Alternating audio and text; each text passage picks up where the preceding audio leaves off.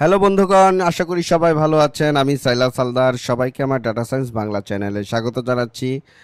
আমরা বিগত ক্লাসে ল্যাসো রিগ্রেশন এবং রিজ রিগ্রেশন নিয়ে বিস্তারিত আলোচনা করেছি। আজকে তার রিক্যাপ দেব এবং আজকে ইলাস্টিক নেট নিয়ে আলোচনা করব। দেখেন, এই জায়গাটায় কিছু ডেটা পয়েন্ট রয়েছে। এই ডেটা পয়েন্টগুলো একটি লাইনের কাছাকাছি অবস্থান করতেছে। এই লাইনকে আমরা বলেছি y is equal to mx plus B. এখন এই জায়গাটায় দেখা যাচ্ছে আমরা যদি এই জিনিসটা ক্যালকুলেশন করি তাহলে এম এবং বি এর একটা মান নির্ধারণ করি এবং এটাকে আমরা বলবো লিনিয়ার রিগ্রেশন। লিনিয়ার রিগ্রেশন করতে গেলে কিছু ডাটা ওভারফিটিং হয়ে যায়, কিছু ডাটা অনেক দূরে অবস্থান করে, সেটাকে আমরা বলতে পারি আউটলায়ার।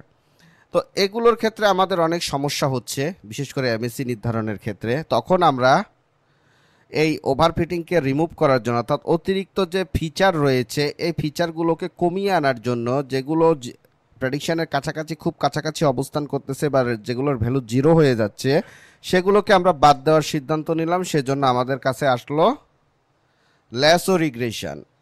ল্যাসো রিগ্রেশনটা কীরকম? আমরা যেহেতু জানি ইরোরকে ক্যালকুলেশন করতে গেলে আমরা ওয়াই মাইনাস ওয়াই প্রেটকে ইউজ করে থাকি, অর্থাৎ এই অ্যাকচুয়াল ডাটা থেকে প্রেডিকশন ডেটার যে দূরত্ব সেটাকে আমরা এই সূত্র দ্বারা প্রকাশ করে থাকি। এখন ল্যাসো রিগ্রেশনটা এর সাথে যদি আমি ল্যামডা দিয়ে বিটাকে এভাবে যদি আমি যুক্ত করে দেই, সেটাকে আমরা বলবো ল্যাসো রিগ্রেশন, অর্থাৎ মোড অফ বিটা ওয়ান, এটাকে আমরা বলবো ল্যাসো রিগ্রেশন। এক্ষেত্রে কি হচ্ছে, আমার ওভারফিটিংয়ের যে ডেটাগুলো যদি জিরো হয়ে যায় ভ্যালু, সেক্ষেত্রে আমরা এগুলোকে পেনাল্টি করতেছি, অর্থাৎ এগুলোকে আমরা বাদ দিয়ে দিচ্ছি, রিমুভ করে দিচ্ছি। পেনাল্টি ট্রামও বলতে পারি এটাকে। আর এই ট্রামটাকে আমরা বইয়ের ভাষায় বলি নরম ওয়ান।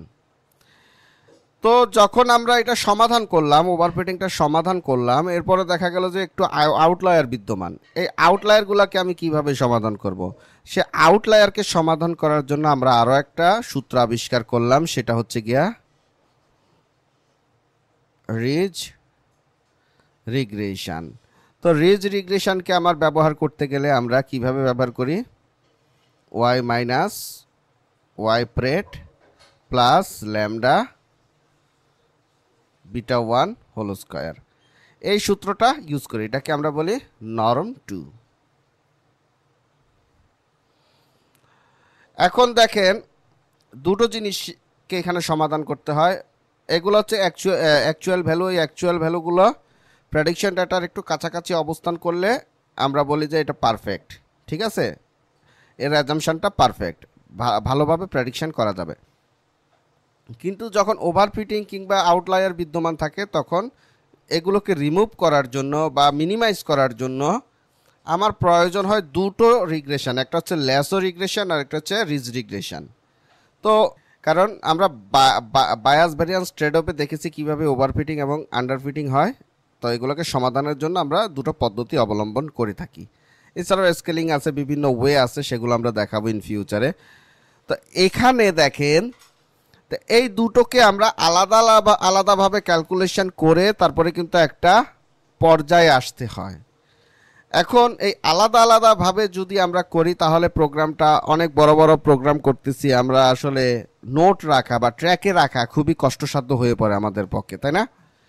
তো এই সমস্যার সমাধানের জন্য এই ল্যাসো এবং রিজকে কম্বাইন করে একটি সূত্র আবিষ্কার করা হয়েছে, সেটার নাম হচ্ছে ইলাস্টিক নেট। অর্থাৎ এই যে ওভারফিটিং কিংবা যেগুলো একদম দাগের কাছাকাছি চলে আসে বা দাগের উপরে প্রভাব খাটাতে চায়, সেগুলোকে ল্যাপস করার জন্য আমার তো ল্যাসো থাকবেই, তার সাথে এই যে আউটলায়ার বিদ্যমান রয়েছে সেগুলোকে মিনিমাইজ করার জন্য আমি রিজ রিগ্রেশন এবং ল্যাসো রিগ্রেশন দুটোকে একসাথে ব্যবহার করব। সেই প্রেক্ষাপটে আমার ইলাস্টিক নেটকে ব্যবহার করতে হবে। তো ইলাস্টিক নেটের সূত্রটা কি? ইলাস্টিক নেটের সূত্রটা আমি নিচে লিখে দিচ্ছি।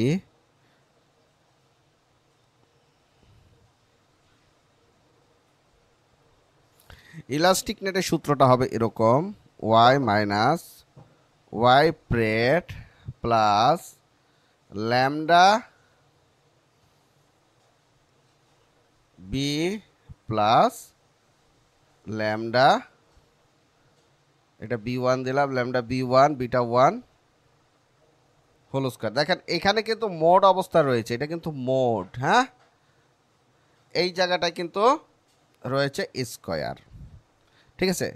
এটা হচ্ছে আমার মেইন সূত্র, কিন্তু এটা আমি এখন কোথায় প্রয়োগ করতে চাচ্ছি, সেটা কি আমি ওয়েলএসে প্রয়োগ করতে চাচ্ছি না গ্রেডিয়েন্ট ডিসেন্টে? আমি বলেছি বেশিরভাগ ক্ষেত্রে আমরা গ্রেডিয়েন্ট ডিসেন্টকে ব্যবহার করে থাকি, ওয়েলএস আমরা মূলত লিনিয়ারের ক্ষেত্রে ইউজ করে থাকি। তো যেহেতু গ্রেডিয়েন্ট ডিসেন্ট কল্পনা করতেছি, তাহলে গ্রেডিয়েন্ট ডিসেন্টের ক্ষেত্রে আমাকে এই পুরো সূত্রটাকে কি করে নিতে হবে, ডেরিভেটিভস করে নিতে হবে, সেটা বি1 এর সাপেক্ষে এবং বি0 এর সাপেক্ষে। তো আমি বি1 এর ক্ষেত্রে আমি মানে বিটাগুলোর ক্ষেত্রে আমি ব্যাখ্যা করতেছি, বি0টা আপনারা ইজিলি বের করতে পারবেন, একদম সহজ। আমি কয়েকবার করে দেখিয়েছি, আপনাদের রিকোয়েস্ট থাকবে আপনাদের কাছে, আমি চাই এবার আপনারা একটু করুন নিজেরা। যদি না পারেন কমেন্টে লিখবেন, আমি সবগুলা বিস্তারিত করে দিব। তো এই জায়গাটায় যদি আমি ডেরিভেটিভস করি, সেক্ষেত্রে আমার বিটা1 এর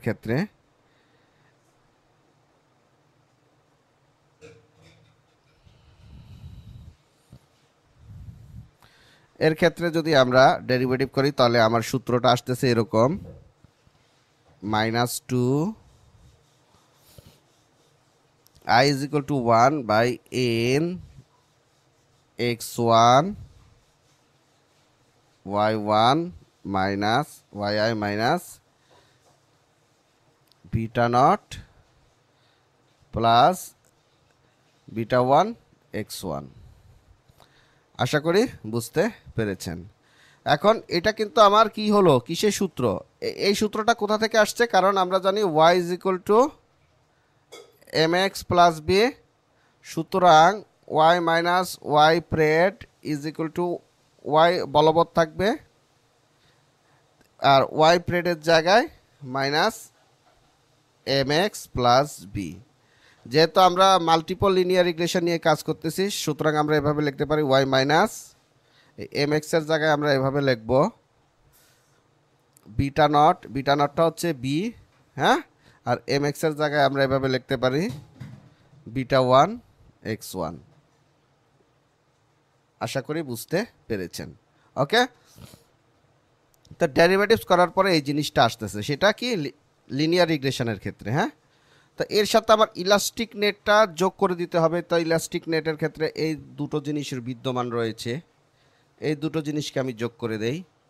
তো এই দুটো জিনিসকে যদি যোগ করি, সেখানে আমরা লিখব, আমি একটু লম্বা করে টানি, হ্যাঁ, এই জায়গায় আমরা লিখব প্লাস, এটার অংশ তো এটা গেল, এই পুরাটা গেল, হ্যাঁ, তাহলে এইটা বাকি আছে। তাহলে এক্স বিটাকে যদি আমরা ডেরিভেটিভ করি, তাহলে কিভাবে পাই, সেই জন্য আমরা পাবো λ1, এটা λ1ই ধরলাম।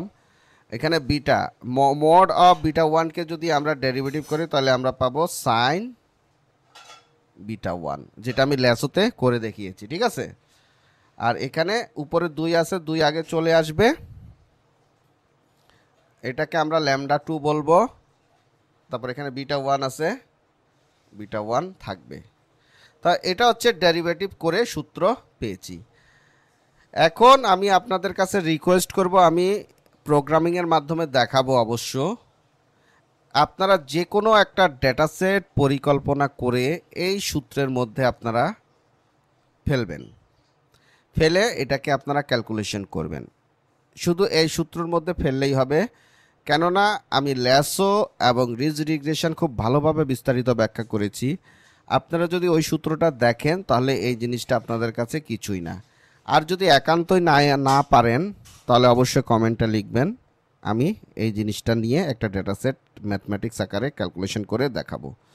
তো বন্ধুগণ, আজকে আমার আলোচনার বিষয়টা এটাই ছিল যে আমরা যদি লিনিয়ার রিগ্রেশনের ক্ষেত্রে ক্যালকুলেশন করি, তাহলে ওভারফিটিং এবং আউটলায়ার বিদ্যমান থাকে। তো এটাকে মিনিমাইজ করার জন্য আমরা ল্যাসো রিগ্রেশন এবং রিজ রিগ্রেশন, যে কোনো দুটো রিগ্রেশনকে আমরা বেছে নিই। এছাড়াও আমরা স্কেলিং করি, তারপর ফিচার ইঞ্জিনিয়ারিং করি, অনেক কাজসাদি আছে। তো ওগুলো আমরা শিখবো আস্তে ধীরে। তো এখন দেখতেছি আমরা দুটোকে একসাথে ব্যবহার করতে পারতেছি না, আলাদা আলাদা করে ব্যবহার করতে হচ্ছে। সেই আউটলায়ার এবং ওভারফিটিং সমস্যা সমাধানের জন্য আমরা দুটোকে একসাথে কম্বাইন করার চেষ্টা করলাম। সেক্ষেত্রে আমাদের ইলাস্টিক নেট হেল্প করলো। এইটা মূলত রিজ এবং ল্যাসো রিগ্রেশনের কম্বাইন, অর্থাৎ ল্যাসো এবং রিজ রিগ্রেশনকে একসাথে ব্যবহার করতে হলে আমরা ইলাস্টিক ডট নেটকে ব্যবহার করে থাকি। সেক্ষেত্রে আমরা ডেরিভেটিভস করে এই সূত্রটা পেলাম। এই সূত্রের উপরে ডেটাসেটকে কল্পনা করে আমরা ডেটাসেটকে ক্যালকুলেশন করে আমরা যে রেজাল্টটা পাবো, সেই রেজাল্টটা হচ্ছে আমাদের অরিজিনাল রেজাল্ট। এখন আমরা নেক্সট ক্লাসে প্রোগ্রামিংকে নিয়ে এসে ডেটাসেট দিয়ে এই সূত্রের উপর বেস করে আমরা ক্যালকুলেশন করে আপনাদের দেখাবো। তো বন্ধুগণ, আজকে ভিডিও এতটুকুই। আশা করি ইলাস্টিক নেট আপনারা বুঝতে পেরেছেন। ইলাস্টিক নেট নিয়ে প্রোগ্রামিং আমরা নেক্সট ক্লাসে করব। তারপর আমরা আস্তে আস্তে অন্যান্য যে ক্যালকুলেশনগুলো আছে সেগুলো আপনাদের কাছে তুলে ধরবো। সবাই ভালো থাকবেন, ধন্যবাদ।